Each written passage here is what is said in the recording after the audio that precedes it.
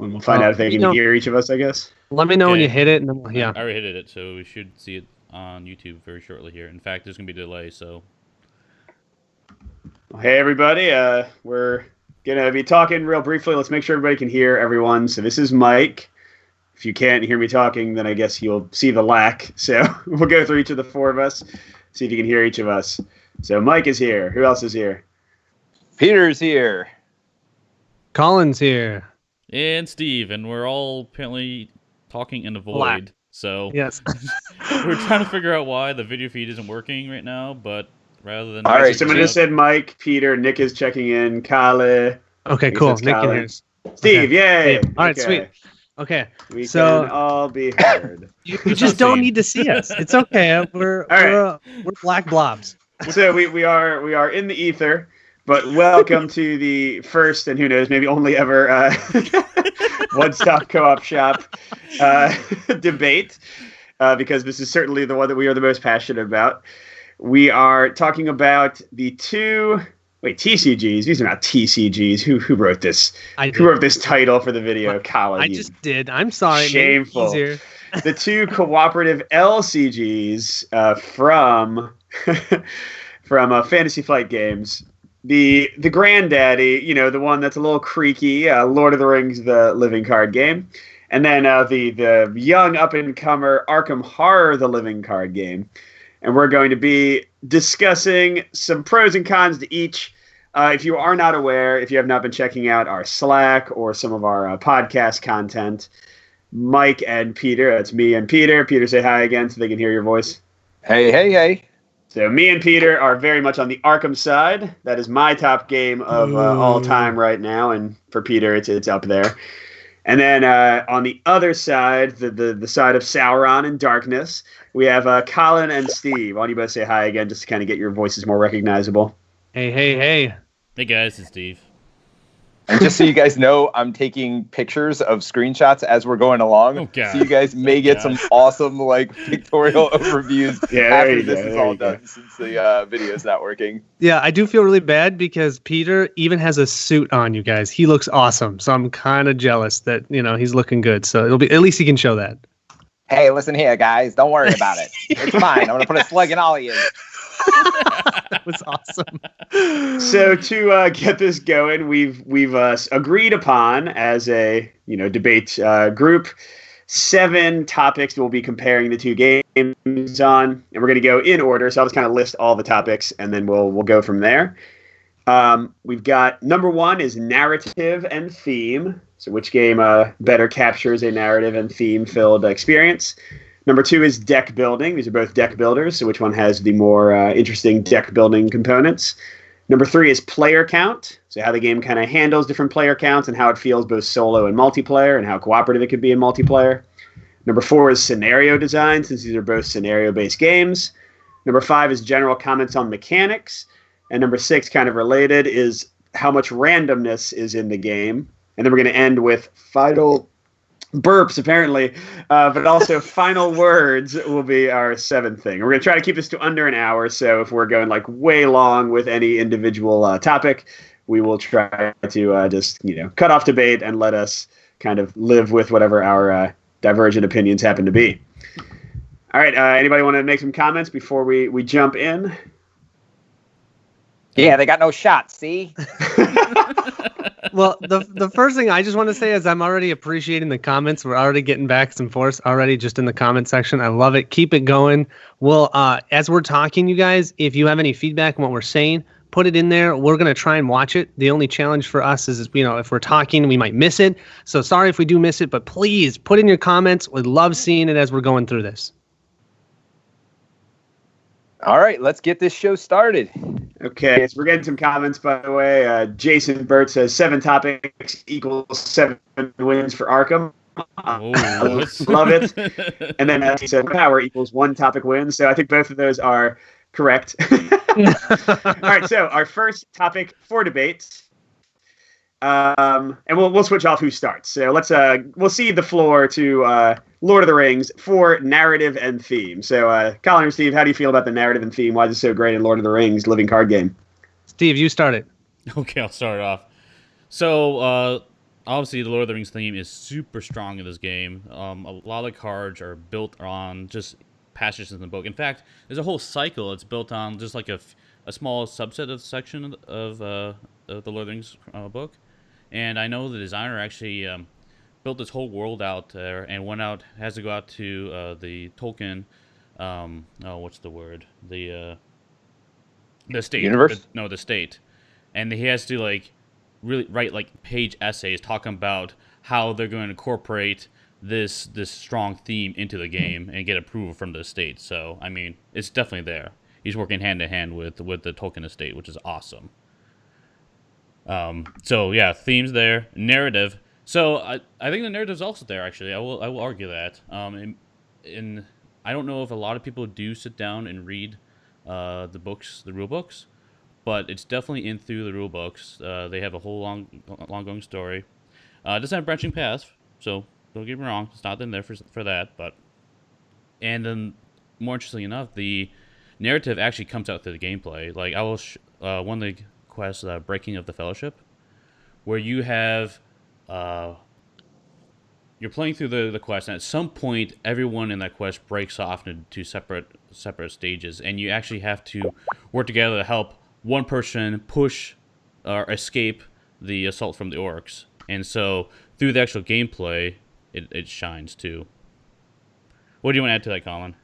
Yeah, so I guess one of the big things that I feel like the narrative of the game itself is, instead of being an Arkham Horror where so much of the narrative is flavor text that you're going to read and then fall asleep to because it's so boring, instead you have the flavor of the game through the cards that you're playing. So you've got cards like A Very Good Tale, where you're going to play that card and you could, because you're having this awesome tale that you're telling, you'll draw 5 cards or discard 5 cards and any ally. So anybody that's heard that story is like, yeah, I'm going to come and join them. All of a sudden they're out on the board with you and they're playing with you. You have things like, okay, I'm doing the, what's the scenario? The one with the Balrog.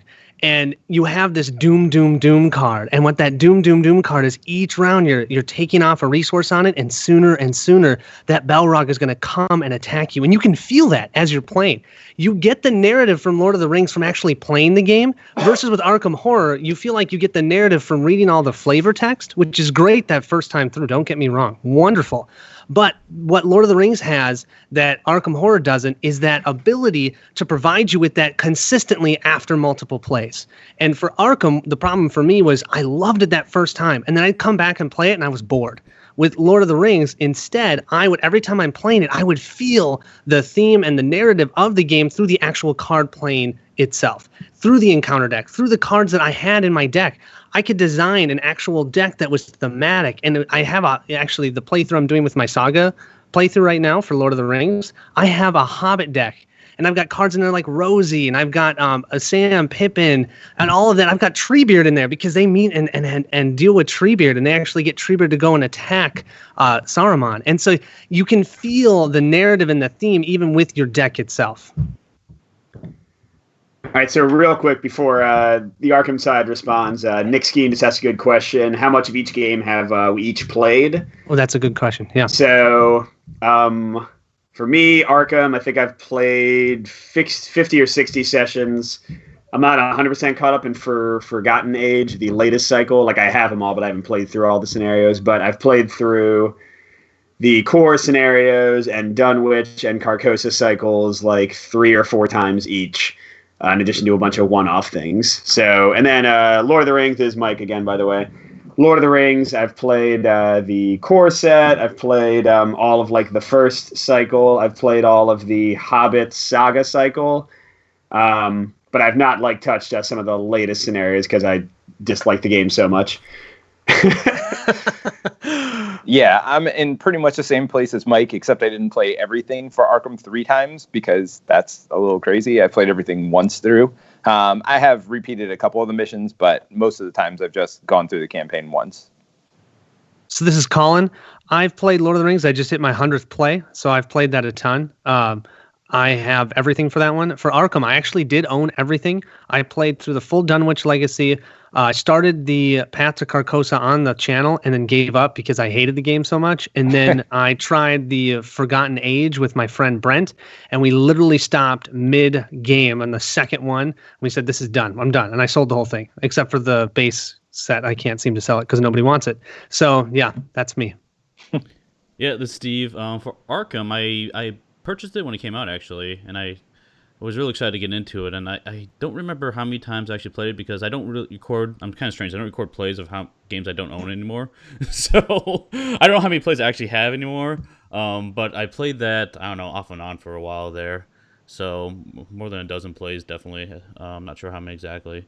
Before Lord of the Rings, I'm at like around 250 plays of that or something like that. So yeah, been playing that. So I just gotta say, based on what I'm hearing, I have the most experience with both games, so really we should just be listening to me because I can give you... Oh, yeah. You know, I don't need to torture myself by playing a highly flawed game like 50 times. Wait, That's ridiculous. A highly flawed game?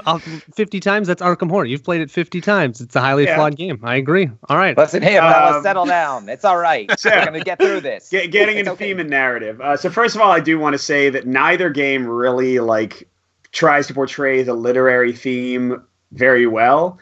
I mean, they try to, but they fail. So I'm a huge H.P. Lovecraft fan. I'm a huge Tolkien fan. I've read every H.P. Lovecraft story. I've read every Tolkien thing except for some of the collected notes by his son. But I've read the Silmarillion. I've read all of the Hobbit and the entire Lord of the Rings multiple times. And neither of them really quite gets it right, because Lovecraft was not about people wielding shotguns and shooting gods in the face. Clearly, it was more about people just being horrified and usually dying and being driven insane. And Tolkien was not about hobbits randomly showing up while you're in the Balrog's lair. It's hey, here's my two hobbit friends that just popped up because I played an ally card. So both games have some thematic disconnects, especially in the playing of cards. Arkham, hey, I just pulled out my machete. Who knows where it was until now? There it is, And in Lord of the Rings, it's here's my bow that I haven't used for the last 3 hours. I just found it on the ground. But that being said, I think for me, Lord of the Rings fails much more in terms of making me feel like the books feel. Because the characters in the books are heroic, larger-than-life figures. Gimli and Legolas kill 50 or 60 people in the Battle of Helm's Deep, when they're keeping score. And even in the Battle of Moria, before the Balrog shows up, Gimli is chopping goblins' legs off and doing all this incredibly heroic stuff. And in now this is going to go into mechanics later, but in Lord of the Rings, the combat system is so dull and people have so little life, and you... At least in most of the decks that I've played, you're so kind of reliant on a mass strategy where you play lots of allies and have lots of characters that it just totally kind of falls for me. And it's, it's stupid. It's hey, here's my 20 people fighting 5 goblins. And I think Arkham is better theme-wise because they tell new stories. Lord of the Rings has not all scenarios, but a lot of their content is trying to recreate. The entire first cycle was recreating stuff from Mirkwood parts of the story, and then they also actually recreated stuff with the Hobbit and Lord of the Rings cycles. But I mean, for me, every scenario is this is just so dumb. It's in the Hobbit when you're climbing over the mountains before you go into the Goblin Cave, which was a cool part. I don't remember the part where Bilbo and the dwarves were stabbing the stone giants that have 30 health. It's so focused on violence, and both games have this as a flaw that their source material is not as focused on violent big group fighting as the games try to be. But Arkham has a personal narrative, and I can play solo with a single character and feel like I'm inhabiting this character. And I have the story I go through, and I have branching narratives. And I think it's crazy talk to say you can only play through once. I see very different things. The fourth time I play through, sure, I might not be seeing too many new story beats, but the mechanics are still good enough that it's worth it. But story-wise, you see very different things. You get to make different choices.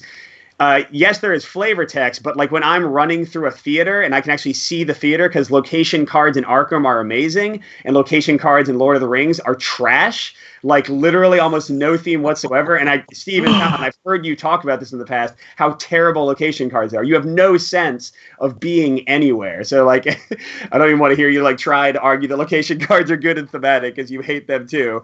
We're going to. We're going to. I can't wait to rebuttal. Well, yeah, all right. So let me get like when I'm running through a movie, a theater in Path to Carcosa, and like fire is chasing behind me mechanically. Yes, I've read some really greatly written flavor text that leads into that fire, but then the fire is damaging me every time I'm in that space, and I need to keep running ahead of the fire. How can you not claim that I'm living the theme through the mechanics in a much more realistic way than just doom, adding a token every turn? Like, I feel that fire and the damage it's doing to me, and I can see it represented on a physical board, board made of cards, much more realistically than I can with, some tokens on cards in Lord of the Rings. Anyway, Peter, you want to add anything? Yeah, I mean, I just want to say, this one's not close for me.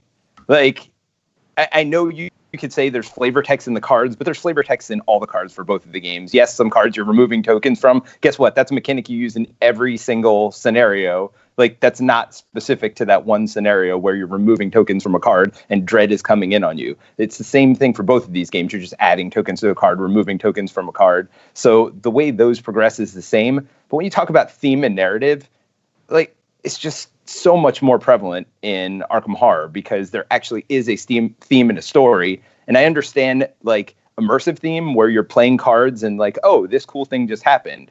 But you don't actually feel that. At least I don't when I'm playing the game. It feels like I just played a card that did some certain text. Where I'm playing Arkham Horror, I actually feel like I am doing whatever the scenario tells me to do. I'll tell you, I've played plenty of Lord of the Rings, and I've actually played it more recently than I played Arkham Horror. I can tell you stories that I had from Arkham Horror much more than I can tell you any story of anything that ever happened in Lord of the Rings, except I played this one card which did something really cool. Yes, I know what's on the cards, but I don't know what the flavor behind it was, and I don't ever feel that way when I'm playing Lord of the Rings.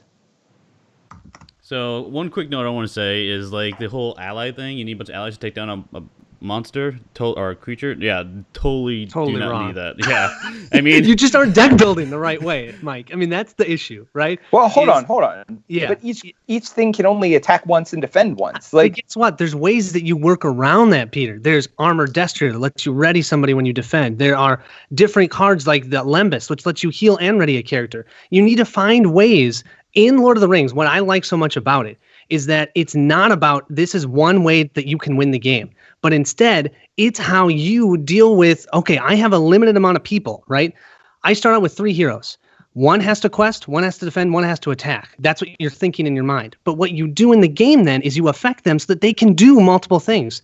If you watch any of the recent playthroughs that I've done, Grim Bjorn will ready at least 4 times, and he defends and attacks because of his special ability, because of cards that I have put on him, because of what I have made him be. So that's what I feel like with Lord of the Rings you get is when you're playing these cards, you slowly build your board state, and you don't have to do allies. You certainly can. There's awesome classes of decks that do that, like Gundor, the Gundor theme, the Dwarf Swarm. Great, but that's not how you win. That's just one way how you win. And there's a lot of quests that actually hurt you. For every ally that you have out during the Black Rider scenarios, it adds more to your hide test because it's harder to hide. How perfect is that? There's so many things that thematically make sense when you play the game. And I think one of the things that you guys are missing out on is playing the saga, because 26 quests of the full saga, if you include the Hobbit all the way through the Lord of the Rings, 26 quests through there is so much story. There's so many decisions in the middle of the game that you have to make and changes different things. And it provides you so much more replayability to me than something like Arkham Horror, where I totally get what you guys are saying. You play that one card. You get that feeling in Lord of the Rings too. You guys just haven't found the quests yet because you played you guys played like the core set, and then I think you guys played the Hobbit. And there's so much more that they have done with this game since then, because the game was built in 2011. So it's almost hard to compare 2011 to a game that was built in 2016, 2015. Obviously, there's going to be a lot of things that they updated for the 2015 game. And, one of the things I want to mention about the locations, Mike, you're totally right. The locations are annoying how they're dealt with, but they provide even more to the game for Lord of the Rings than Arkham, because when there are locations that come out that say, hey, when out in the staging area, something happens.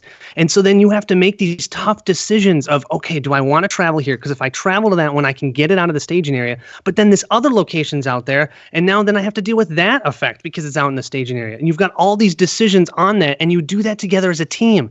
In Arkham Horror, you're going to go off to that location, I'm going to go off to this location, and then we don't even interact together. And yeah, there's this fire moving because you can see that tokens are being placed on the cards. I think that you're going to get that feeling, the same thing with Lord of the Rings. You just get it together instead of individually.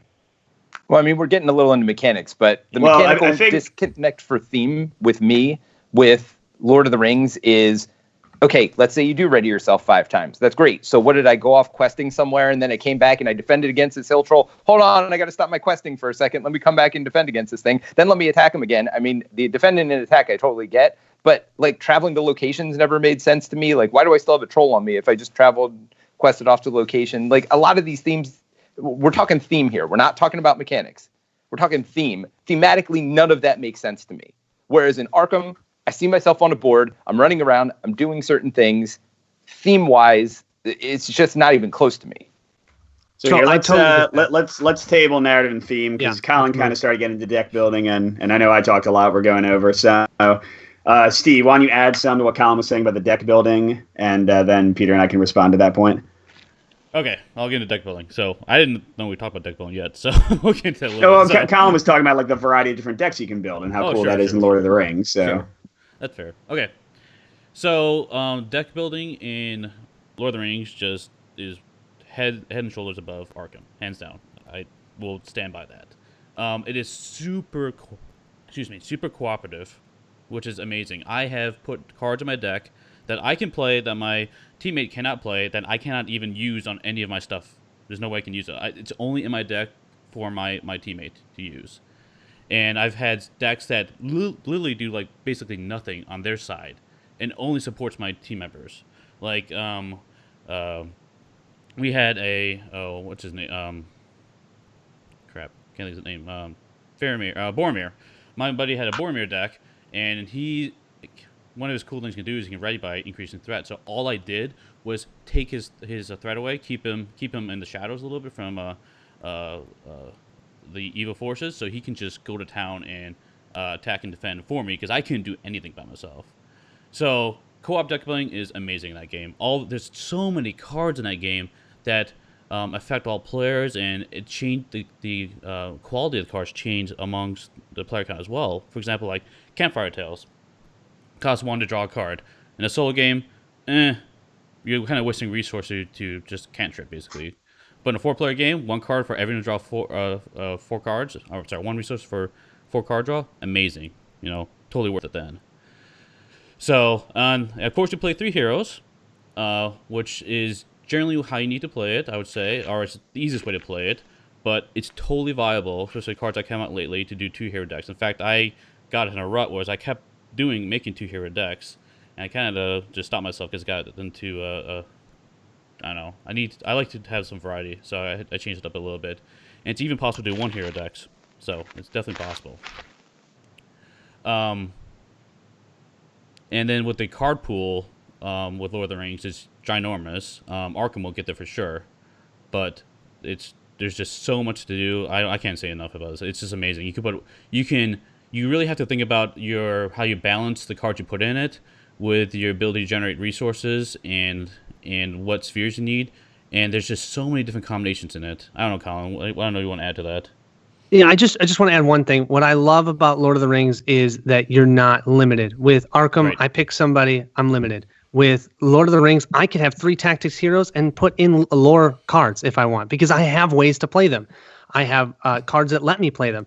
I am not limited in how I build my deck. I can build it any way that I want, and I like that. It's more custom, but that does mean you spend more time deck building. So if you don't like deck building, I don't know why you would enjoy Lord of the Rings nearly as much, because Arkham, I think it's easier to jump into to get to be playing the game, but a lot of the fun about Lord of the Rings is about that deck building and then about the co-op deck building.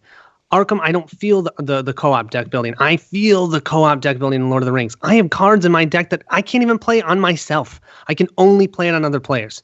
In Arkham, there's like 1 or 2 cards that have come out that let you do something to like give them a card of yours, or maybe they can use your resources. With Lord of the Rings, just Steve and I counted out at least 40 different heroes that could affect other players, right? And that's what's so fun. That's what gets me getting this game back to the table, is how cooperative it is. Arkham to me just feels so much more, okay, I'm going to build this deck and then it's just me, right? So that deck building co-op is something that I love. But yeah, let's move on. Sorry, move it over. Peter, why don't you start first with this? I mean, for me, I think you're right. There's not going to be a way to say winner or loser in this category. Certainly, Arkham Horror has a deeper deck building. But to be honest, that's one of the things I love about Arkham. I'm sorry. So Lord of the Rings has a deeper deck building experience. But that's one of the things I like about Eldritch Horror. I'm not a huge fan of deck building, but I can easily put together a deck and multiple decks. I've used the same hero and done 2 or 3 different decks with that hero.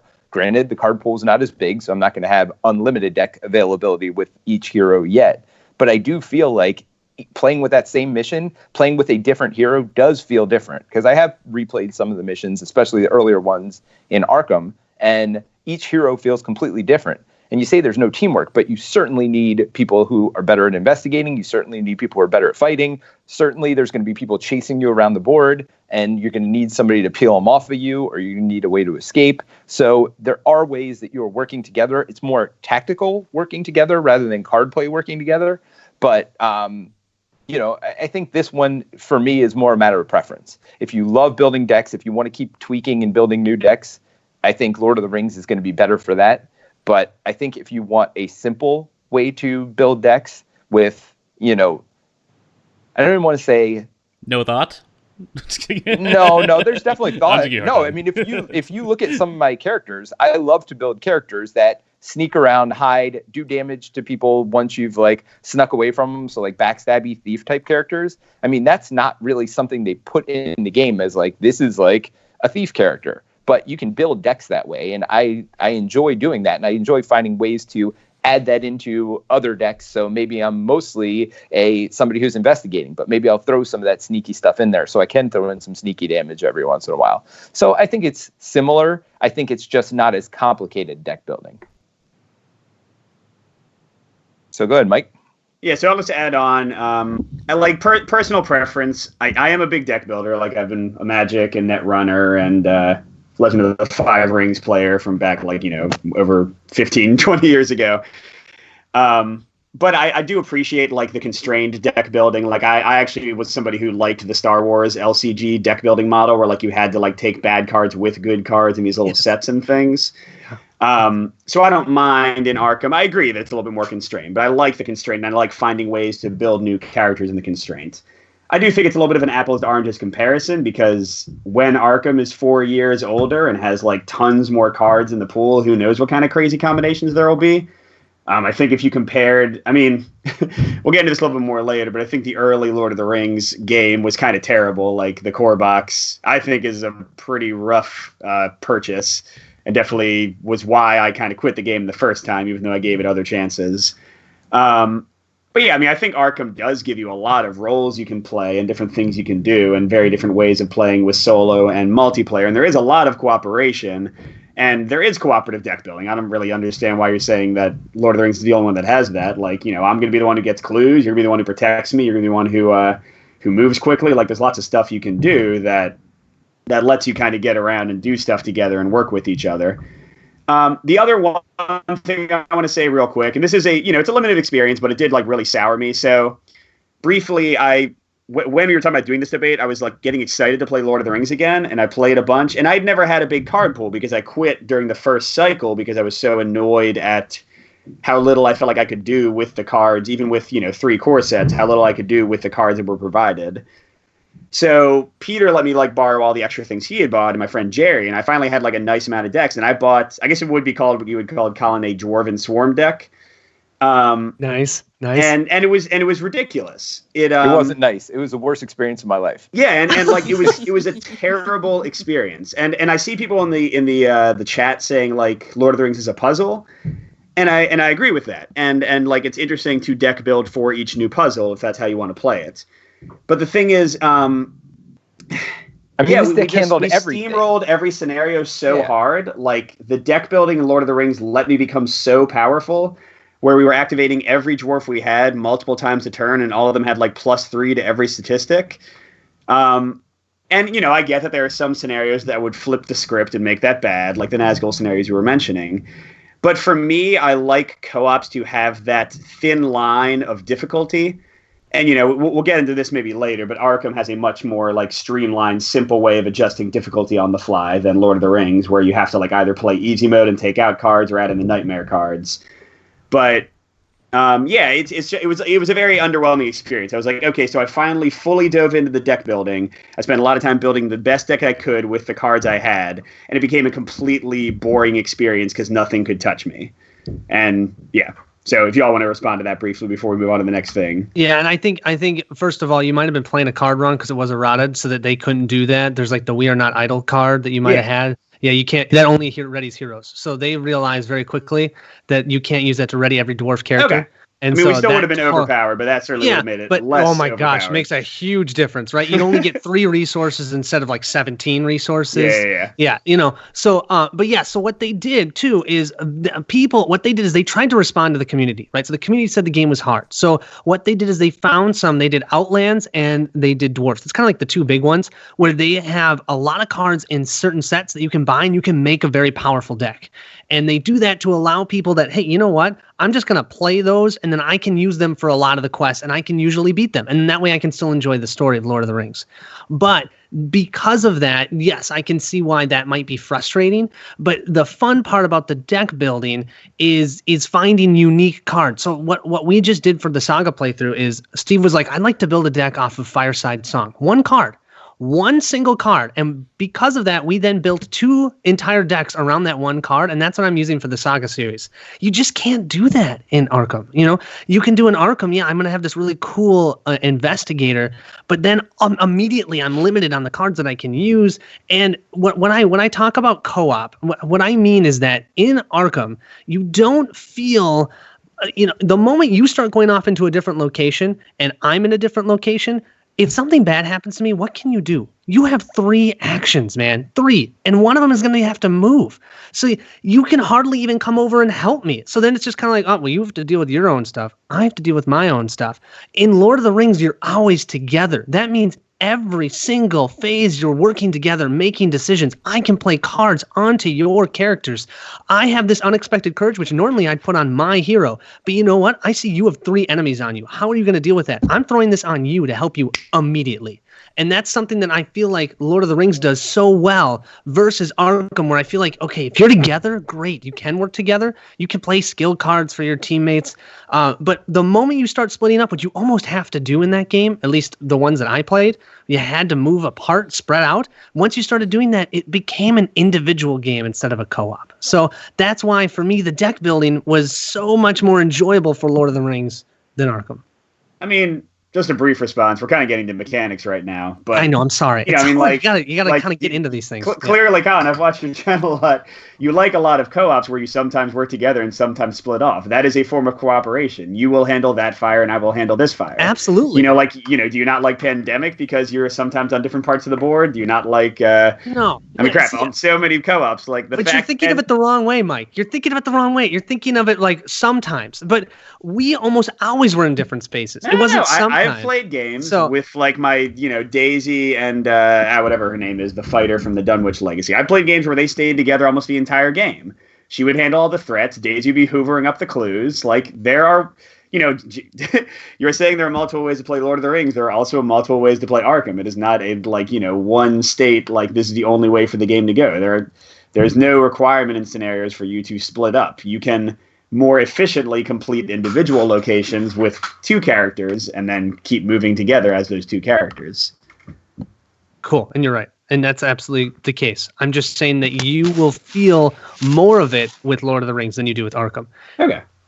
All right, so let's get into number 3, player count. We'll start this time. Peter, do you want to go first, or do you want me to go first? I mean, I mostly played with 2 or 3 players, and both player counts seem to work and scale fine for me. I didn't see a problem. I know I may have even played solo at one point. But yeah, I mean, I played mostly at lower player counts. I think both of these games are lower player count games. I feel like because you're on the board and you kind of want to split off into teams, it'd be cool to have like teams of 2, 2 teams of 2 to split off. So 2 or 4 players, I think would be, more fun in something like Arkham. But, I haven't seen any problems with player count at either number. So I'll say player count for Arkham is handled. Like, they clearly saw the flaws in the Lord of the Rings design and fixed them for Arkham because they had so many things scale based on player count. Whereas Lord of the Rings, and I will freely admit I haven't played like the latest scenarios. There's a good chance that they have lowered this problem quite a bit. And also with the big card pool, you can probably make a solo like 3 hero deck viable. But at least in like the core release and the first like several releases that I've played, Lord of the Rings has a horrible like balance problem because things don't scale at all based on player count, except for like the encounter cards you're drawing, and especially in how a scenario is set up. So like, for example, the Anduin scenario, the second one in the core set, you get 1 hill troll regardless how many players are in there. So you've got 4 players if you're playing that way to split amongst the hill troll and damage him together, or you've got 1 player dealing with that hill troll all by themselves. And again, I'm sure the deck building at this point would let you handle that, but they didn't really make almost any effort, at least early design-wise, to balance the player count. Arkham plays beautifully. I've played with 1 to 4 players. It plays beautifully at all player counts. It's a different experience at all player counts, but I really like... I know not all solo players are like this, but I'm a solo player that when I can, I prefer to play as a single character and have like full investment in that character. And Arkham, in even the base set and with every expansion that's come since then, allows me to do that fully. Whereas Lord of the Rings, maybe eventually they have something, but... at least in the first like 3 to 4 years, comparable to Arkham of releases, it was kind of very, very bad in my experience. Yeah, now that you say that, I remember what you were talking about with player scaling. Yeah, that annoyed me to no end when I was trying to solo and this 1 troll came out and I couldn't do anything about it. And then there's another scenario where they literally take 1 of your 3 characters away. And in like a 4-player game, they take 1 of your 12 characters away. It's a big difference to take a third of your characters away versus a 12th of your characters. And they did nothing to scale that at all. The Dol scenario, yeah. Anyway, so what do y'all say, Lord of the Rings? Go, Colin. You start this time. Are you sure? I keep talking, man. You should go. No, you start off. Okay. Okay. Okay. Well, I just feel bad. All right. So, for Lord of the Rings, first of all, I do think the game is set up. It's ideal for 2 players. You can play it solo as well. And actually, Sestion from the Cardboard of the Rings has even designed a single deck that can defeat every single quest from the beginning to the end on the hardest level with that 1 deck. So, I mean, I don't think it's viable for you to say that the game cannot be played well solo. You definitely can. I didn't say that. Okay. I literally said, I'm sure with the later releases, you can build a deck that could do it. I literally, just to prove you wrong, played the first 3 quests with just a core set and defeated every single one, no problem, on the hardest level. Okay? You just need to with a single core set on the... Yes, it took me 3 tries, but yes, I did beat it. Okay, because when you have to randomly choose one, that part sucks because sometimes it would randomly choose the one that you needed because you basically plan your deck to have 2 heroes, right? So you set your deck up. What they were trying to do with those first 3 quests in the core set is to teach people that the game you need to deck build for each scenario at that time, right? So because there wasn't as large of a card base. When you had the core set, they were trying to teach you how to deck build because at that point, right, this was a new game. It's 2011. And so the first scenario is just teaching you basic how to play the game. That second scenario teaches you how to deal with that 1 hill troll. There are so many cards on the basic set that can deal with that. You need to keep your threat under 30. You need to have a way to prevent him from engaging you. You just get those cards and put them into your deck and you build a deck specifically for that if you're playing it solo. And yes, when you're playing with 4 players, you have 4 people to deal with it, but you know what? You're drawing 3 more encounter cards, and very likely another hill troll is going to show up because there's 2 in there. And so then you have to deal with 2 from 4 players. So I do agree that I think Arkham for a lot of people solo is going to be better, because you're playing 1 investigator. But I'm going to counter that and say the advantage of Lord of the Rings with 3 heroes. What is a card game other than the fun interactions of how your cards work? You're going to start out with already 3 cards on the board that interact in a certain way that you have built. And then you're going to draw your hand of 7 cards instead of only 5. And you're going to be able to immediately start building your strategy a lot quicker, I feel like, in Lord of the Rings. Because in Lord of the Rings, excuse me, you're going to have 3 resources each round instead of only 1. And yes, you can spend your precious 3 actions to generate resources in Arkham. But in Lord of the Rings, you get 3 each round that you can then use and speed up what your strategy is. And that allows you to then play more cards and do more things. And so I feel like if you're looking for story only for your solo play, Arkham's going to be better. But if you're looking for a end of discussion. Yeah, see, okay. So great. So Lord of the Rings isn't for you. That's wonderful. But for someone that actually wants a challenge in deck building and wants a challenge in trying to defeat a puzzle and trying to find a way to complete that puzzle, that's what Lord of the Rings is about for solo. And then when you add in more players, then it's about how do I cooperate with my teammates to get us through this quest. Okay, I've talked enough. Steve, over to you. So talking about player scaling a little bit, it's a little deceptive. So I know people don't like the locations, but the locations are in there, function as a means of player scaling. So you know how you need to put so many clues on in Arkham, right, to progress, and you kind of have to do the same thing for the quest card in Lord of the Rings. But there's a buffer to that, and that's the cards come out of the deck, the location cards you have to explore. So you will inevitably get more of those location cards in a higher player count deck. So that's where the player scaling comes into play. And in the first scenarios, I agree there's no direct player scaling, but in the later ones there definitely is. There's a lot of cards that say search the encounter deck for 1 location per player and add it to the staging area or whatever. Or maybe everyone gets 2 enemies or whatever it is. Or if they're playing with 3 or more players, you have to get 2 hill trolls, for example. I mean, it's not in that exact quest, but stuff like that happens later on for sure. But I will completely agree with what Colin's saying, that the core set, while I wish they would actually have a full, complete set, and it's not a perfect set, they did do a really good job teaching you the game. Like, I won't iterate a whole lot, but like the first one teaches the basics, the second one teaches you the importance of threat and how to manage more of your card pool and what other solutions you could do to take care of that. And the last one teaches you how to play when you're down a hero, really. But the randomness of that hero is a negative for sure. I agree with that for sure. But still, it's all beatable. Of course, I think most people have done it. So, well, we haven't talked about played 500 times, and I think that's part of the problem for me. And I think we lost Mike, by the way. Oh no! I mean, he's frozen on my screen. Mike? So. Yeah, he's frozen on mine too. Mike? Well, it just means that you're down a guy until he comes back. That's fine. Look. When you have a superior game, you don't need more people. That's awesome, Peter. That's awesome. Man. No, I mean, for me, here's the thing.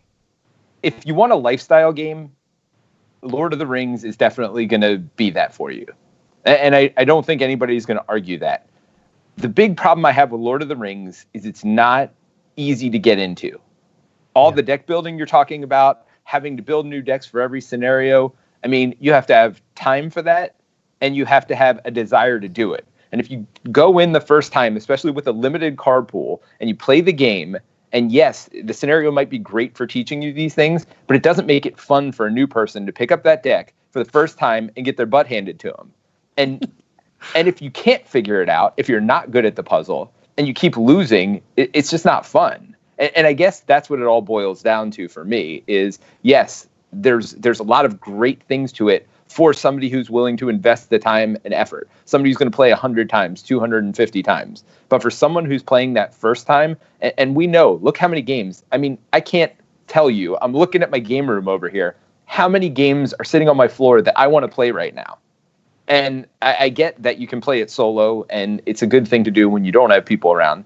But with so many new games, somebody picking up Lord of the Rings is going to have a much harder time getting it to the table for the first time and then wanting to continue to keep playing it if they don't have someone driving them forward, if they don't have somebody else to talk to about, deck builds and things like that. Yeah. I think it's going to be harder to convince somebody after a play to keep going. Whereas Arkham Horror, you pick it up, you play it, and it makes you want to come back. The story is that immersive. And maybe it's only good one time through. I don't know. I haven't played all of them 2, 3, 4 times through. Mike's done that much more than I have. But that first time experience and that what you get for what you're paying for, I would much rather play it. That's why I like Arkham better. I mean, in all honesty, we have all these categories. We have all these things. But for me, that's what it boils down to. It's easy experience to pick up and get into. Now, I will say, Peter, the one thing is there is a community called ringsdb.com. If you don't want to build a deck, but or you're having a problem, you can always go to ringsdb. People have decks specifically made for scenarios in there. Now, those all assume that you have all the cards. Right. You can, though, go on there and even check off which sets you don't have, and it'll show you decks that have only the cards that you have. And so that can be helpful for you. But I agree, you've got to like the deck building, and you've got to like the time spent not even playing the game, but thinking about the game to enjoy Lord of the Rings. Yeah, right. Unless you're playing the Saga. You can do the Saga with Lord of the Rings just with those boxes. They even in the Saga give you decks based only on the core set and the one Saga box that you have. So, are those decks competitive? They are. They're a challenge. You're not going to win immediately. You might lose. You might lose even more than once, but they will win. Because they do give you, first of all, they're thematic, but second of all, they do make sure you've got things like unexpected courage, a test of will, those basics that will help you to ready your characters or to cancel those when revealed, those terrible when revealed effects. I hate those when revealed effects. But yeah, so there you do have that. But I understand what you're saying. So it's interesting when you were talking about your desire to... Can we try to call Mike back in? Sorry, I don't mean to No. How do we do that? Is he on Skype? Let's see. I'm going to try. Let's see if I can say add. I'm going to try and add him. And go ahead, Steve, while we're trying to get him back in. Okay.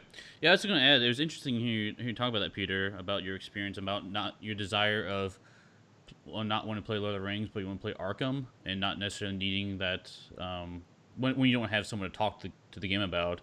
And I would say that mirrors my experience, but on the other side of the coin, where my experience with Arkham, the first time playing through solo or through a mission was pretty cool with the reveals. That's fine. That's fun. But I didn't have anyone to share that with, which was kind of a bummer. So I always wanted to play with someone else. And then even I had just no desire to play it solo at all after that point. And even with not having someone around to talk about it, which I did at that time, had people chatting about the game, and I even was considering starting up a podcast on it potentially before another one started, and it just didn't draw me back to it. So it was interesting how your same comments I could copy and paste, but flip on the other side of the coin for me. So the one thing I do want to talk about, it would be unfair of us to not mention Epic Play, and this is for both games actually. So we should definitely mention that, how both games do provide a way of playing 12 players, which is literally epic. I've done it a couple times already, which is crazy. Let's just start with that. Yeah, crazy. It is madness. So I haven't done Epic Arkham. I have played that scenario though in Arkham, so I can understand how it works. But yeah, we want to talk about cooperation and how that works, and it's pretty crazy. It's insane. So. Yeah, I haven't played it in either of the games, so I don't have any comment. I don't think Mike has either. So, I mean, it sounds neat, but you have to have, a bunch of people around you with a similar schedule as yours, because do you have to do it simultaneously? You do. It's all one game. Okay. Yeah. So you either have to have an online community or something to be able to do that all at once. And it's hard enough to organize us, let alone trying to find 900 people to game with. Yeah, totally. Okay, well, I'm trying to call him in. It's saying 3 of 4 of people in, so it's not working. I don't know. Yeah, he says he's having internet issues to hold on, but we're not holding on. We're going to plow forward. I think we got to keep moving, right? So let's move to scenario design. Let us start then, and he can jump in. Is that okay? Yep. Okay, Steve, why don't you start it? Okay, so this is where I think both games do a pretty good job at it, honestly. The whole living card game structure really excels at having a wide variety of scenario design and variety of cards and stuff like that. It's pretty amazing what they can come up with just a few cards and how different these scenarios can feel from each other. So obviously, Lord of the Rings has a little bit of edge, or has just it's factually an edge because it's been out for 7 years. Just has more variety, but that's not gonna be a problem for Arkham. Arkham's gonna have the exact same thing in 7 years too, no question about that, or however long it goes, right? So we do have there's campaign play in Lord of the Rings, which is amazing. If you haven't done that, I actually hadn't played the Saga campaign until recently in October with Colin, and I regret not doing it sooner. So it is. So amazing. The Hobbit is a Saga campaign, right? Well, there's two campaigns. There's the Hobbit one, which is six quests. Yep, 6 quests. And then there's 3 in each box. Correct. And then there's the Saga, which is like the Lord of the Rings books, right? Which is 20 quests, which in my opinion is way better than the Hobbit one. The Hobbit one's fine. It was good. I enjoyed it. But the Saga one, the Lord of the Rings Saga, is amazing. And then, let's see. Yeah, we were talking about the epic multiplayer quests. The really cool thing that Lord of the Rings has done that I haven't seen yet in Arkham are these new print-on-demand sets, Wizard's Quest and Woodland Realm. And so with this one, you can build your own encounter set, which is really cool. It teaches you to think on the other side of the coin as a designer. So you can either build a encounter set to play against yourself or a group of people cooperatively, or you can play PvP with 2 teams.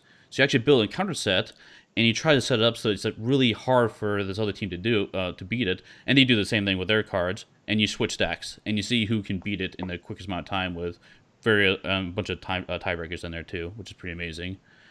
And then some of the quests are pretty awesome. One we'll mention gets played a lot is Murder at the Prancing Pony, which is a murder mystery, and it's different every time you play it, which is pretty awesome. You have to solve what location and who actually did the crime, and there's definitely a race with the criminal trying to get out. So you feel the pressure on that one for sure.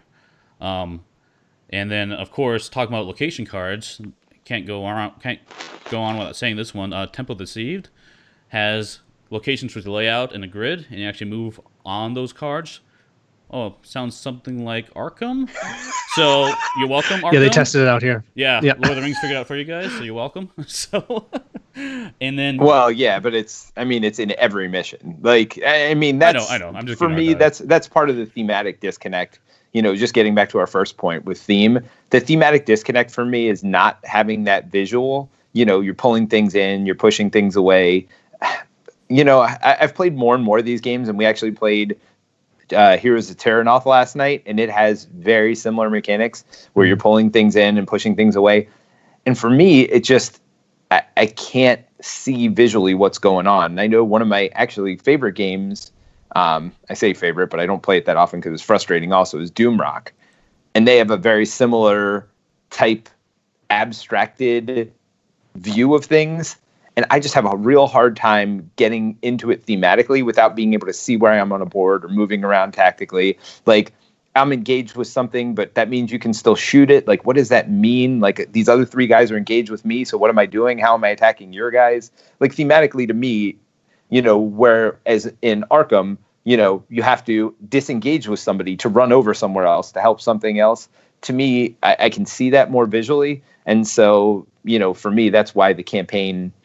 even getting into campaign play and things like that, which was where we were talking about, like, I just have a hard time visually seeing it when, yes, there may be a story there in the background, but if I can't physically see it, I have a real hard time feeling the theme and feeling immersed in it. But yes, both of these games do have a lot of variety as far as mission design, game design, even within a campaign.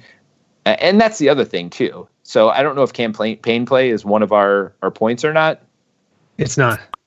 But I mean, Arkham's a campaign. If you're not playing the whole campaign, then you're probably not going to like it. If you're not a campaign gamer, you're probably not going to like it. Just like with Lord of the Rings, if you're not somebody who is going to deck build for each individual scenario, you probably won't like it as much. I think that's true for Arkham as well. If you're not planning on playing through the whole campaign, you're probably not going to like it as much because it is a campaign setting. But even within that campaign, there are definitely differences between the missions. But you're kind of forced to build a deck that can take on all comers because you're using that same deck throughout the entire campaign.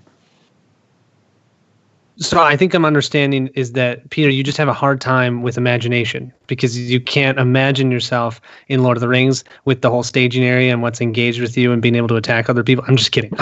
No, but it's true. I mean, it really is true. I don't see, like, to me, there's no connect between something's in my staging area. What does that mean? Like, is that attacking me currently? Well, why am I shooting this thing 20 miles away if there's somebody in my face, beating on my face? Like, I don't get that at all. You know, and so that's where the biggest disconnect for the game comes in for me. I know Mike had these, like, 7 points that we were going to talk through, but all honesty. I think Mike's back right here. Mike, you here? Can anybody hear me? I can hear you. We all hear you. Oh, can you guys hear Mike? Yes. I'm sorry. Well, Mike, you missed it. We won. They conceded. They're like, you're totally right. Yeah, my entire God, I had to restart my router like 3 different times. Like nothing in my my Wi-Fi said it was on fully, and my internet was at all on. I blasted them away while you were gone. You see? what point are we on? We're just on the next one, just about talking about scenario design and variety. So. Okay. This one I was going to say is a bit of a wash for me. I think they both have like cool scenarios and weaker scenarios. Yeah, we kind of said that. Yeah, I do think the scenario design has gotten better for Lord of the Rings. I know like even the difference between the saga expansions and like the initial releases was pretty big. Like I know one of the most annoying ones for me was where this is like really early release. You're trying to heal like Landroval, I think his name is, one of the giant eagles, and the entire like deck just like sort of required you to like have healing items. And I know that might be interesting for some people, but I found it a very boring like deck building exercise. Journey to Roscabel. You're talking about that one. Oh, I hate that one's such a pain. Yeah. Like I was like, this is crap. But I think they both have like missteps, and I think it sounds like from talking to you and Steve that Lord of the Rings has like come out with some amazing stuff since then. So I'm not really gonna worry about that. All right. So here's a negative for both of them when it comes to this. You know what's the worst thing ever is when you buy one of these mini expansions or whatever, and the mission that is in it is awful. And now you've spent money to buy this like awful mission. Yeah, you get some more cards for deck building, but it's like, I remember for one of the Arkham missions we played as well, it was just so short and easy to beat. And it was like, wait a minute, we waited a month for that? You know, it's like, what is going on here? We finished the mission in like 20 minutes. Now I got to wait another month for another mission. In both of the full cycles I've played, there's been like one stinker for Arkham. So 7 out of 8 is pretty good. And I would imagine Lord of the Rings has like a similar track record, but it kind of depends. But yeah.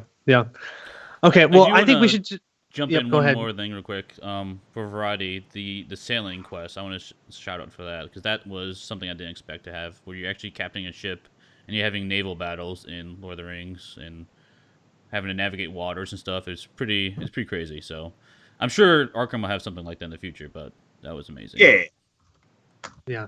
I think both of them are just good here. But yeah, let's move to mechanics. Let's keep it rolling. Yeah, so mechanics.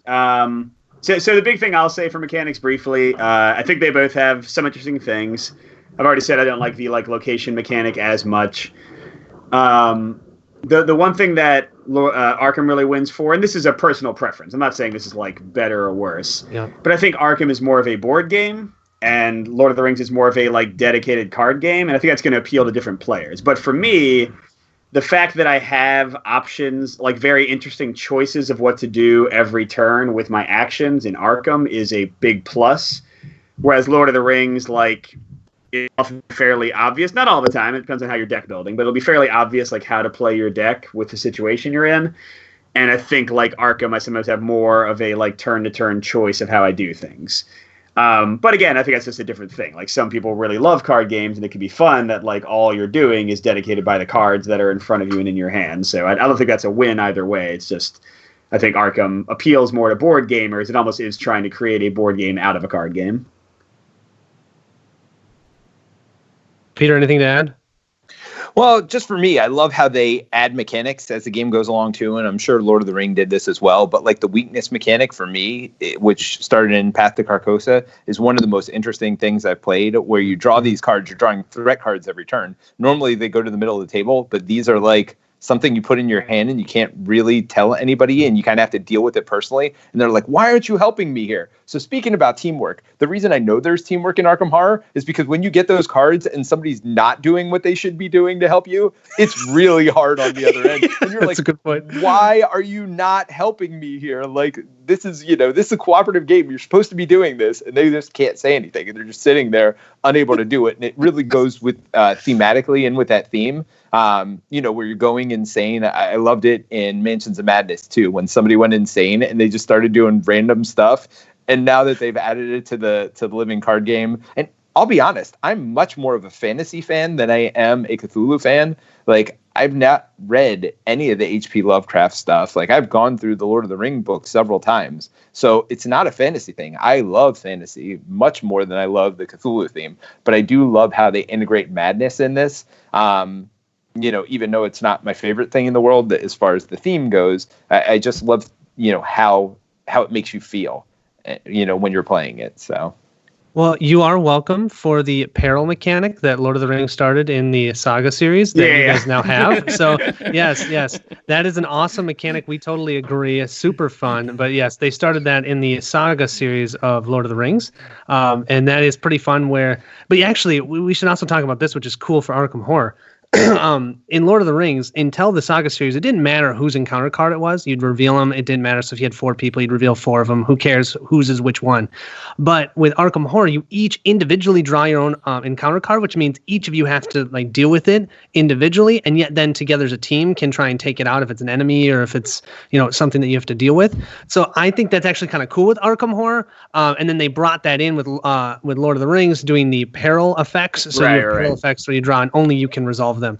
And there's ones that's like, oh, it goes to your hand and no one knows what it is, and then later on something happens. So yeah, it's very similar. Love that. From a mechanic side for me personally, hands down, Lord of the Rings wins this. Not even a question. Okay, you've got interesting options, even just with the deck building itself. I feel like just starting with the deck building. Hold on, Colin. You can't bring deck building into it. We're on mechanics of the play once you have built your deck. You already talked about deck building. Okay, sorry. Interesting options throughout the gameplay. I have a deck. I know how it's supposed to play. I built it to play in a specific way. You're saying that you have more options with the deck playing the way it's supposed to play than you do with. In Arkham, how many actions do you have? 3. 3 actions each round. So many times it's so obvious what you need to do in Arkham Horror. I felt like when I was playing Arkham Horror, the game was playing, and I was just kind of observing. When I play Lord of the Rings, totally different, because I am not limited by the action set of only having 3 actions around. I can play and do an action on a card as many times as I can pay for it. I can play 6 cards down. Like with with an Outlands deck, I can get 15 allies out in the first round if I've got Arister with Denethor, who gives me more resources.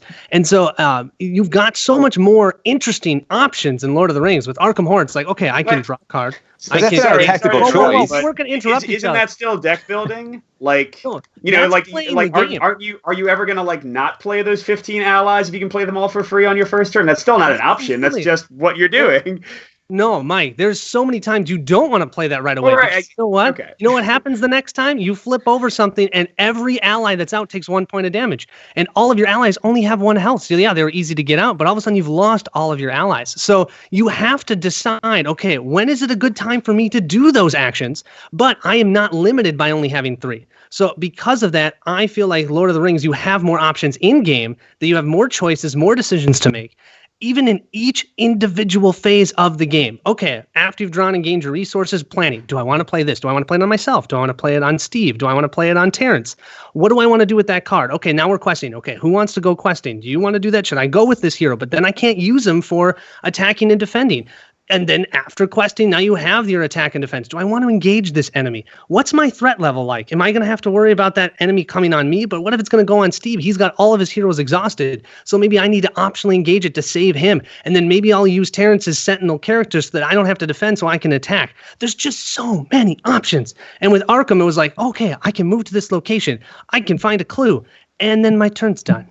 And then we draw another encounter card. And So hey, Oh, sorry. Go ahead. Go ahead. No, in Lord of the Rings, though, if you don't have the resources or if you don't have the cards, you're not going to be able to do anything. Like you are limited to 3 resources a turn unless you get an engine going or intel. Whereas Arkham, you can choose to draw extra money. You can choose to draw extra cards. You have those options. You can choose to as play an cards. action. Yes, as an action, which then limits you what you can do in that turn anyways. With Lord of the Rings, I have ways to mitigate those. I'll start with Denethor. I'm going to play with Denethor, so I have 3 resources at the beginning. I'll play with Airstor, so I get to draw an additional 4 cards each turn. There are ways to mitigate those things with Lord of the Rings. You just have to deck build for them. So, but I agree with you that you are still limited, which is part of the reason the game is great, right? Because if you could do your entire strategy right away at the beginning every time, it'd be boring. But you have those options and you have those strategic decisions. To me, that totally blows Lord of the Rings over Arkham Horror, just because Arkham, you are limited by the amount of actions. And hey, one action is just to move. Right, so I'm just going to move to another location. That's one action. That to me, that limits the amount of options that you can make during the gameplay. So, okay. Anyways, that's just my opinion. Also, we now have what are called side quests. So now in Lord of the Rings, I can throw side quests out. Okay, do we even get to decide about, do we want to even deal with the main quest or do we want to deal with the side quest? And that side quest can come from me. I could have put that out, or the encounter deck itself can have a side quest. And if I don't deal with it, bad things happen. Or if I do deal with it, good things happen if it's a player one. I love that. There's also conditions in Lord of the Rings. I think there's also in Arkham, there's conditions. So that's they both have that. Well, I would say the side quests are fairly similar to some of like the character personal weaknesses. Like does what's her name? Does Jenny Barnes want to like go find her sister, suffer like permanent sanity damage? Yeah, but that only for the rest affects of the her. Campaign? That only affects her. You know, there are some that affect other people. Like, side quests will deal with everybody. Everybody is working together. Once again, I just feel like it's more of a co-op game because of that. There's side quests where you have someone, key character is captured, and you have to rescue him, otherwise you lose the game, right? Yeah. So thank you, Steve. The other thing I absolutely hate with Arkham Horror is the doing 1 damage. Hate that. So I've got an enemy with 3 health. That means I have to attack them unless I have that specific a gun or a switchblade. I have to attack them and spend all 3 actions attacking. In Lord of the Rings, I can buff up people so they can one-shot that hill troll. So you know what? Yeah, that hill troll's out. Said unless you have weapons and things. So what's the difference? Can you buff up in Arkham to kill them in one shot? Yeah, the difference is because in Arkham, you're spending actions to do that. In Lord of the Rings, you're only limited by the resources that you have in the cards in your hand, which then you can affect. And then as you're playing through, it doesn't matter. Okay, in Arkham, I might have this awesome gun that I'm going to use and I get to do +1 damage. I'm still spending those actions just to attack. In Lord of the Rings, that's part of the game itself, so I can spend more time doing the fun part, which is activating all the abilities of the cards of my deck, versus, okay, well, I just drew another encounter card that's another enemy, so now I got to deal with that instead of trying to actually do the fun part of Arkham, which is exploring the locations and moving the story along. So to me, that's why I like that better for Lord of the Rings. I want to talk about the 50-card versus the 30-card deck here, too, because I personally like the 50-card deck over the 30-card deck. So the 50-card deck, you get, if you had 3 of each card in a 50-card deck, that means you can have 16 unique cards. In a 30-card deck, if you get 2 cards of each type, you can have 15 unique cards. So if you think about it, it's very similar to the amount of different types of cards you can put in them if you want to make sure you're drawing cards. Now, in the same respect, with a 50-card deck, I can do more strategies within my deck because I have more card options. I don't know about you, but I'm terrible at trying to keep my deck at only 50 cards, right? I have to work really hard to get there. And in Lord of the Rings, with 50 cards, I can have multiple different strategies within my deck, versus with 30 cards, you just don't get as much options for that. So I appreciate that. I would disagree. I can have things to like evade. I can have things to get clues. I can have multiple strategies in 30 cards. But yeah, I mean, I guess more. You just get more. You just get more. Sure. You definitely still get strategy, of course. It's just you get more with Lord of the Rings.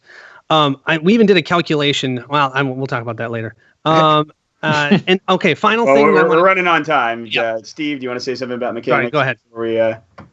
Yeah, so the other thing that's really nice about Lord of the Rings is the fact that you can help someone come back into the game, which is nice. In Arkham, if you lose your investigator, you're out. And you're kind of SOL, right? In Lord of the Rings, if you lose a hero, yeah, that sucks, but you have 2 other heroes. And you can actually bring back heroes back to life. It's not that difficult to do. is sometimes costly, of course, but it's doable. Same thing with threat. You can actually play a lot of cards to help bring people's threat down to get close to being eliminated. So that's really nice. Keeps people. Well, what if? What if you lose all 3 heroes in Lord of the Rings? Because that's more comparable to losing your hero completely in Arkham, right? That's correct. Then you're stuck. No, I'm just kidding. Right, and in Arkham you can heal people. Like, if I'm down 3 life, kind of comparable to down 1 hero in Lord of the Rings, there are tons of items and events and things that can heal people. I think it's about the same. No, because it's more of a buffer, because you can heal people in Lord of the Rings as well. You have more. It takes more to lose all 3 guys. Okay, sure. The game. So that's what I'm saying. So. Gotcha. Yep. But yeah, there's some in that regards. Talk about the meta archetypes. Huge amount of archetypes in Lord of the Rings. They keep making better, and there's so many different like one-offs you can do. I've made some crazy mechanics that, okay, I'm just going to contribute to every single block and every single attack for everyone in this game, and it's just some really interesting things you can do, which is awesome. There's So what I hear from Steve is he likes to be a buffer. Because all he's talking about is I don't even attack some games. What? I love support. See, that would be my personal hell, my personal nightmare. Like not attacking for an entire game. You'd play the attack deck. Someone else would play the quest deck if you wanted. Yeah. Yeah, I love playing support. And there's a lot of ways you can mitigate the bad deck too. There's entire archetype around removing cards from that deck, for example. So you hate that one card, just pull it out. No big deal. Now you have to worry about the rest of the game. So there's a lot that goes on in that. I know Colin mentioned a lot of it already, so we'll just move on. Mike, did you want to talk about the actions real quick? Because I do have a counterpoint to those actions. I mean, you have a limited number of actions, but you can get free actions in Arkham the same way you can get more resources in Lord of the Rings. So I think in Lord of the Rings, what I've found frustrating, the limiting factors are the amount of resources you get every turn. Like if you don't have a Steward of Gondor, forget it. Like, or something that helps you get more resources. Like getting 3 resources a turn is awful. And I feel very constrained by that and very limited by it.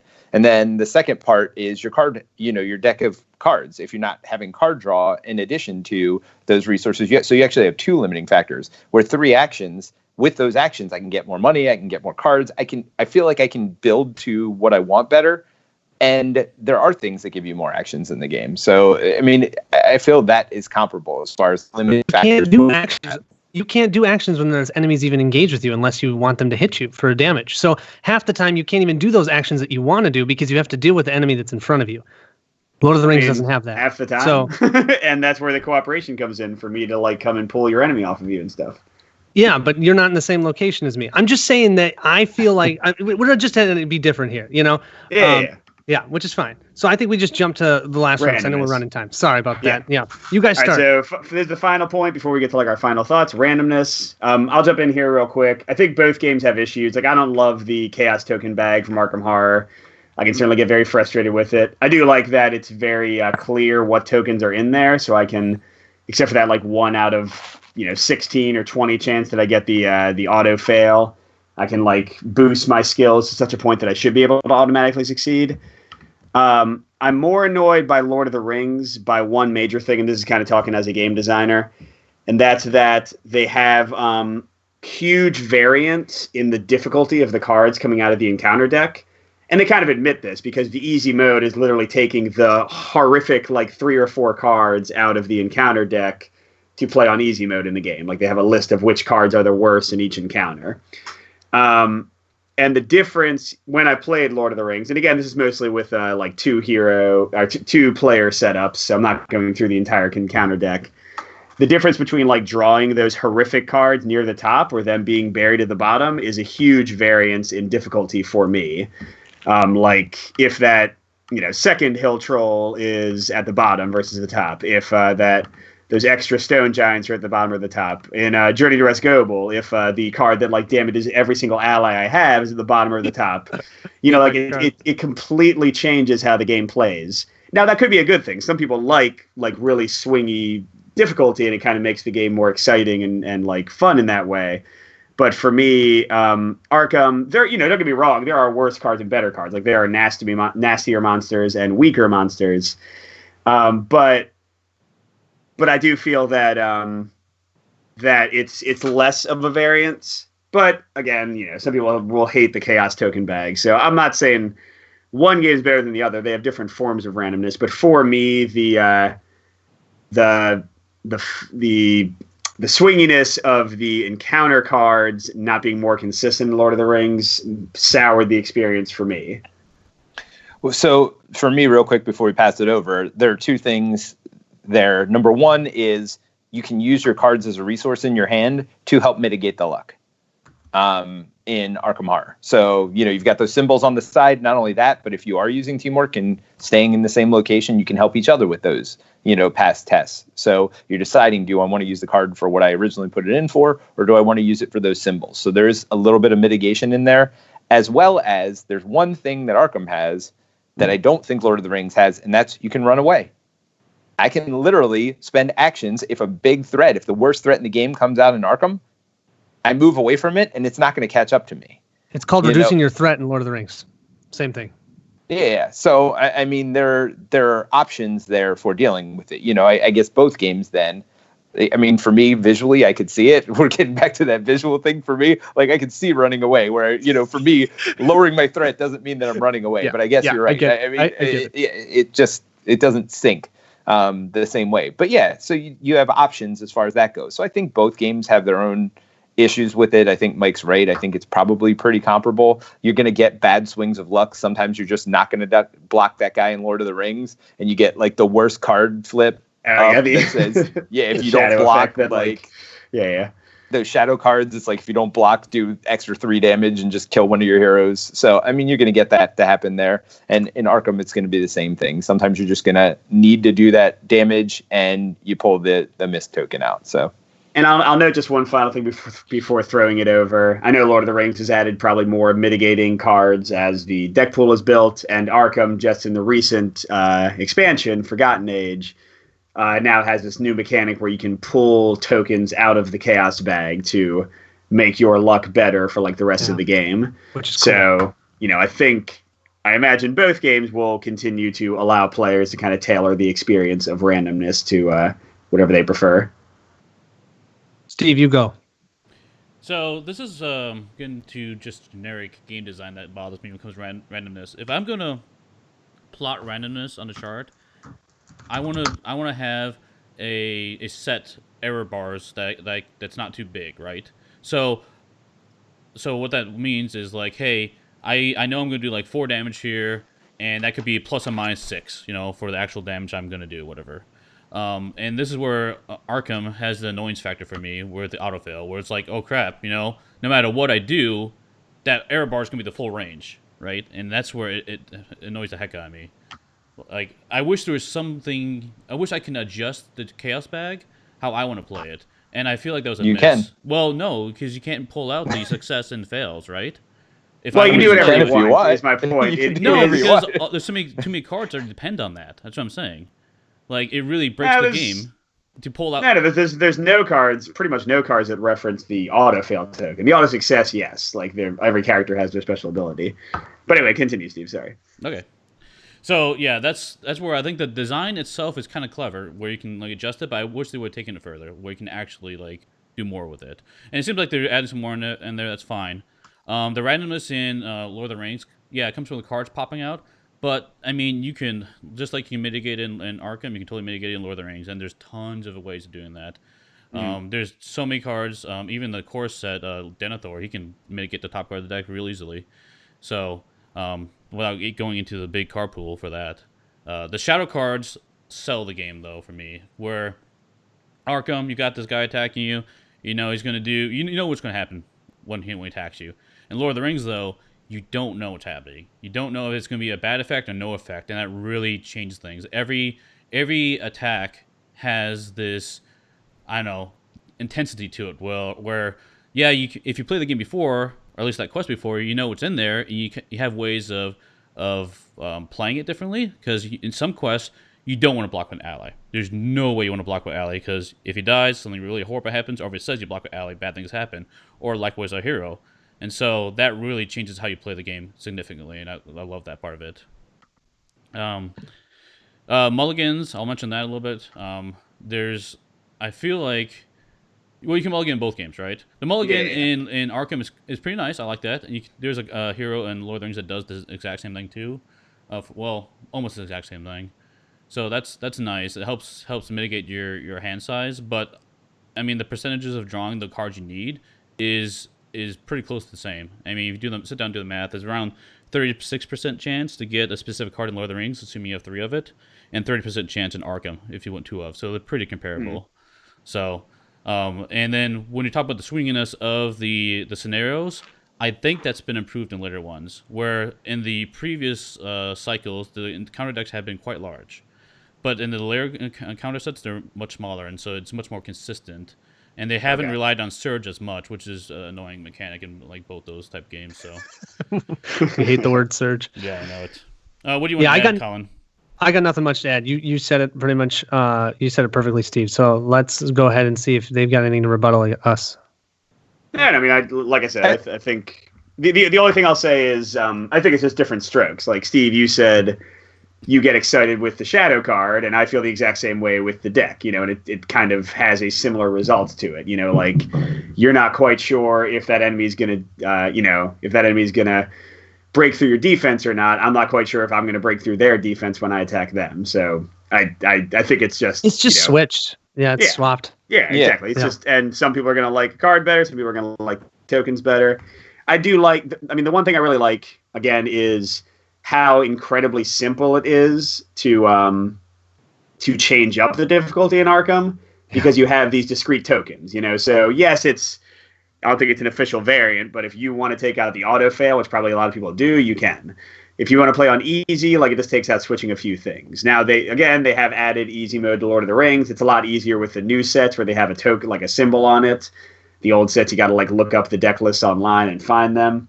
But it's certainly a billion times easier to take out one token out of a 16 bag than to find 10 cards in a 30 card deck and take them out. So, but no, I think both games are similar. I wouldn't even say I prefer one over the other. They're both swingy in their own way. But I do like that you can change up Arkham more easily. I do have to say that I think that actually adds to the game, though, because if it was all deterministic, I don't think it'd be nearly as much fun. And I do have to say, what I do like about the shadow cards is it does give you, once again, more choices. So when I have to pull something out of the encounter deck, so let's say it's a card makes me pull out a location, I immediately look at all the locations that have shadow effects because I want those out of the encounter deck, so I'm not having shadow effects triggered, right? So there's those additional options. Where in Arkham, it's the bag. I'm just drawing from a bag, and every time it's going to be the same percentage that I'm going to grab a specific type. Lord of the Rings, if you get to look at the encounter deck, you can kind of see, okay, I only have 6 or 7 cards in here that have shadow effects. That means I can be more safe. I can feel more comfortable defending with an ally or defending with somebody that I'm not worried about losing. So I just give that edge a little bit because I like how you can manipulate the shadow effect, and there isn't a ton that lets you manipulate the bag. I know that there's some new stuff that's coming out. They're adding more, but I'll give that to you. Yeah, cool. All right, Peter, do you want to say something before we go to final thoughts? Well, I mean, I'll just start us with final thoughts because I think I've said it enough times. I think these are different flavors, right? I think if you want more of a board game experience, something that's going to be more straightforward, something that the first time you play, you're going to get the mechanics. I don't think there's a lot of fiddliness. That's the one thing with Lord of the Rings. It took me forever to figure out. I had to block with one character, then I could attack with somebody else. And I still, like I said, don't actually always understand the keywords. Wait a minute, ranged, I can attack there. Sometimes I can attack when it's in the middle of the table. It's just, for me, visually, Arkham Horror, I think that's the big swinger for me. That and the fact that I don't have to build a new deck every time I play the game. I can literally just pull it out and start playing with one deck that I built at one point. And if I want to build a new deck, I can, but I don't really need to if I enjoy playing that certain style. So I think for me, Arkham is just more straightforward, easier to get into, and doesn't require as much of a lifestyle play. Whereas I think you're going to have to play 20 or 30 games before you're going to get good enough at Lord of the Rings to make it fun. And I've played 20 or 30 times. I just haven't done it consecutively.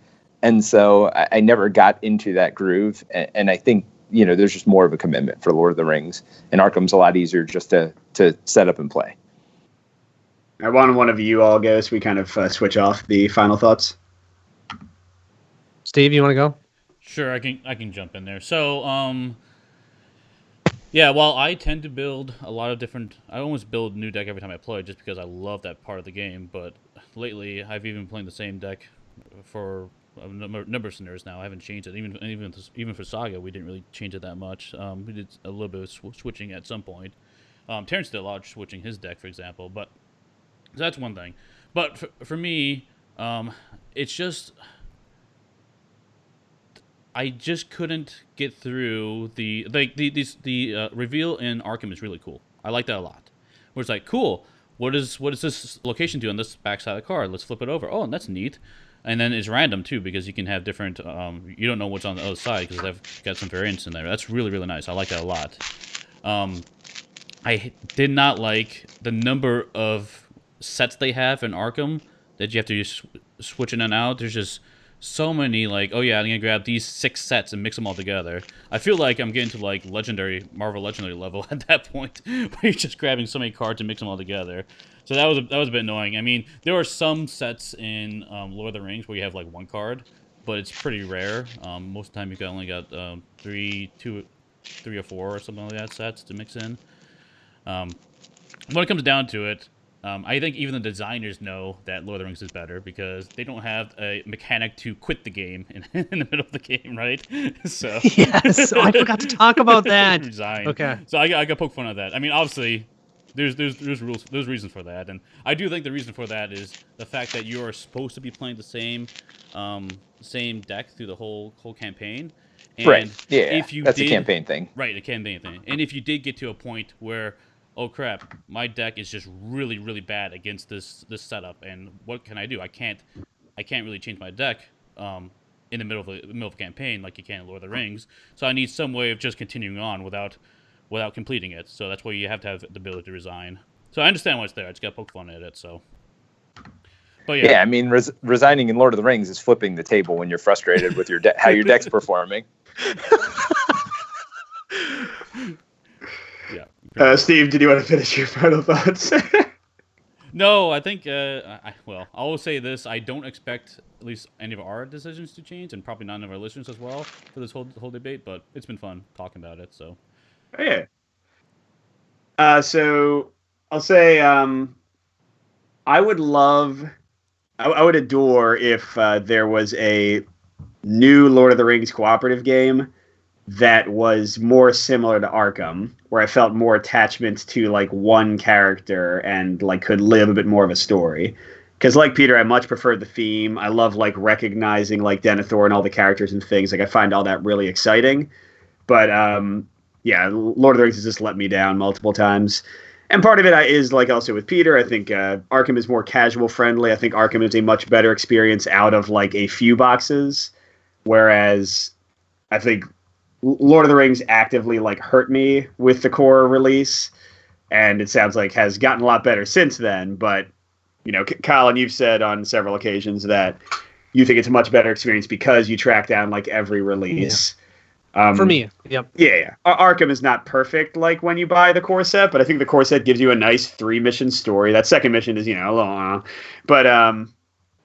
but yeah, I like the and I think it's more accessible. My wife and I play Arkham really easily. Like she appreciates the kind of simpler deck building, so I think that's just going to appeal to different people. But yeah, I mean, Lord of the Rings does completely lose me on the theme, and I don't feel like I'm living like even when I'm playing literally books that I love and I've read like 4 times, I don't feel like I'm actually living those books. So if they like made a new version that was a little bit more like zoomed in and had me like doing more stuff with Gimli, for example, than just like 1 block or 1 attack per turn, I would like that more. Like I guess I just, you know, I don't play a lot of deck builders, but I find deck building to be better as a competitive experience. Personally, for me, like I like building the craziest deck I can, and then like paying attention to the meta, and then changing up my cards to match what people are going to be doing, like in Hearthstone and Eternal and Magic Online and that kind of stuff. For a cooperative experience, I like that Arkham is more of a board game, and I like that deck building is not necessarily the main thing because, unfortunately, I don't have the people around me. Like, I don't have a Terrence nearby that I can, you know, like, get together with and, like, really geek out with deck building. I need to make it a bit more of a, like, quick to get to the table board gaming experience.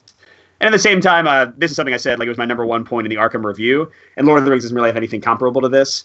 But I do like campaign games, and I love that Arkham, no matter what I do, I'm having my story told, and the story will continue, and I'll get to see stuff happen. No matter how horrifically I lose, the story like keeps going, and I get to have like a complete experience with it. And sometimes losing is fun, like kind of dealing with the fact that you're just getting your bottom kicked so badly. Lord of the Rings, like if you just get a couple of wrong encounter cards or the deck you built is just not going to cut it for this scenario, yes, you can play again, but that is for me at least, it's completely kind of wasted experience of playing that one scenario. I never have that with Arkham. Like whatever scenario I play, whatever happens in that scenario is an experience that will continue and will have ramifications for later scenarios. Cool. You done, Mike? Yeah, I'm done. Go ahead, Colin. Finally. Jeez. No, I'm just kidding. Wow. I'm just kidding, Mike. I'm just kidding.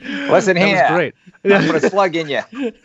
That was wonderful. I'm totally tracking what you're saying, and I completely agree in so many different ways, but that's fine. We can all be different. I think what this has shown us is just how much the board game community can be so apart from each other on what they want, and there's room for all of it, right? So absolutely. I think it's wonderful that you guys love the Arkham Horror and that we love our Lord of the Rings. I mean, there's no chance that I would want to play Arkham Horror, the card game, at this point after playing Lord of the Rings, but that's fine because what I was looking for was what Lord of the Rings provided to me. And so really this is going to be up to you as a person, what you want. If you want a game that has a community. So Lord of the Rings has one of the best communities I've ever seen. Between having the Rings DB, you've got Bjorn's, I can't remember the name of his website, but thank you, Hall of Bjorn. You've got Cardboard of the Rings. There's just so much. The Great Company. There's so much there, so much community for Lord of the Rings. That's wonderful. That even if you play it on your own, you still have people that you can go to. Sorry, you came in. Keep talking, Callan. You're good. Yeah, no, go. I'm sorry. So I do feel like the community is amazing for Lord of the Rings. What is that? I think that's us talking. My 3-year-old. Huh? Colin, can you go upstairs? I'll be right there. We're almost done. We're so close. Sorry. Thank you. It's awesome. Hey guys, this is literally the last minute. Can you go, Can you go take Colin? Oh, Colin, here. You keep talking. I'll mute myself. So okay. I just feel bad. I don't want to. Yeah. Kids are really important. Okay. I lost my train of thought. That's okay. So basically, for me, what Lord of the Rings does, it provides me with more interesting mechanics, more interesting options. I really appreciate how there's an amazing community that you can work with. I love co-op deck building. Mike talked about how he preferred competitive. I way prefer co-op deck building. I mean, once I started playing co-ops, I love the idea of me putting in cards into my deck that I can't even use, that they're specifically for other players. I love that because it brings everybody to the table. We even talked about how when you're drawing encounter cards in Lord of the Rings, everybody cares what shows up because you know what? When I draw that card, that might say when revealed, everybody discards all their allies in their hands. That's everybody. But in Arkham Horror, it felt like a lot of times when you're drawing encounter cards, if you're not even in the same area, whatever they draw, they have to deal with, right? You can't do anything to help them. In Lord of the Rings, so much of the game is about working together, which is what I love about co-op games. And so I feel like Lord of the Rings does that better. Yes, there's locations. The location lock can be an issue, but it also created an entire deck archetype. You wouldn't even have heroes one that just recently came out was Halden. You wouldn't even have him because if you didn't have all the different type of locations and how that works. So I really actually appreciate it now the more I play the game. So overall, I love Lord of the Rings. I love the theme. I am seeing the narrative in the encounter cards themselves and in the decks that I play. And I just feel like if you are looking for something that's going to give you a challenge for deck building, give you a challenge for co-op deck building, and co-op playing during the game, Lord of the Rings is for you. Very cool. Well, I don't know that we settled anything here, but I think what we did do is tell everybody a lot about both of the games, and so they can make the decision for themselves. Yep. Agreed. Yep. All right, yeah, my children are attacking me, so yeah, I think we might need to get going. We really appreciate you guys being here. We will be putting this up on the podcast. It also will be posted on the channel, so you can always watch it later. We thank you for all the comments. Sorry we couldn't respond to all of them. It's hard to do that while talking, but yeah, appreciate it. Yeah, we blasted you. See. All right, have a great end of the weekend, everybody. Bye. See you guys. Happy Thanksgiving. Happy Thanksgiving.